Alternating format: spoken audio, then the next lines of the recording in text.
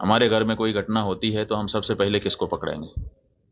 सबसे पहले तो चौकीदार को पकड़ेंगे ना, कि तुम कहाँ थे, क्यों ये घटना हो गई तुम्हारे रहते हुए, किस लिए तुमको रखा था।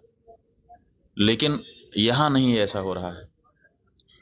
यहां जो है कहते तो हैं कि हम चौकीदार हैं, लेकिन चौकीदारी अगर की गई होती, हाँ चौकीदार अगर अपने काम में पक्का होता है तो उसके ऊपर आक्रमण करके उसको कोई मार दे, लेकिन फिर कहा जाता है कि इस चौकीदार ने अपना निभाया।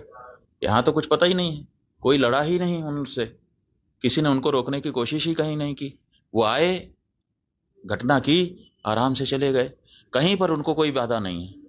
कहाँ है चौकीदार? और चौकीदार के बारे में चर्चा ही नहीं हो रही है। अब कह रहे हैं हम उनको सबक सिखा देंगे, हम ये कर देंगे, हम वो कर देंगे।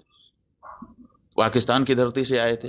अरे भाई, पाकिस्तान की धरती से आए थे, इतनी जल्दी कैसे पता चल गया आपको? और अगर इतनी जल्दी आपको पता चल जाता है तो घटना के पहले क्यों नहीं पता चल गया? और दूसरी बात यह है कि अगर पाकिस्तान से आए तो पाकिस्तान के खिलाफ अच्छी तगड़ी कार्रवाई करिए। आप कह रहे हैं कि हम सिंधु नदी का जल रोक देंगे। आपके पास जल को रोकने या उसको डाइवर्ट करके अपने ही यहाँ अपने ही देश में रख लेने का कोई उपाय ही नहीं है।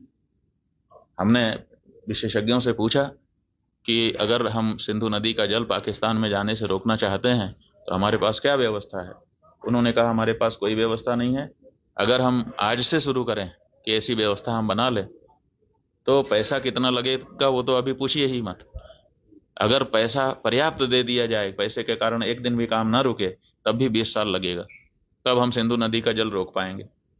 तो ऐसी परिस्थिति में हम ये कह दे रहे हैं कि हम सिंधु नदी का जल रोक लेंगे। और टेलीविजन के एंकर हमने सुना, वो कह रहे थे बूंद बूंद के लिए तरसेगा पाकिस्तान, एक गिलास शुद्ध पानी नहीं मिल पाएगा, खेती नष्ट हो जाएगी, बिजली नष्ट हो जाएगी, ये हो जाएगा, वो हो जाएगा।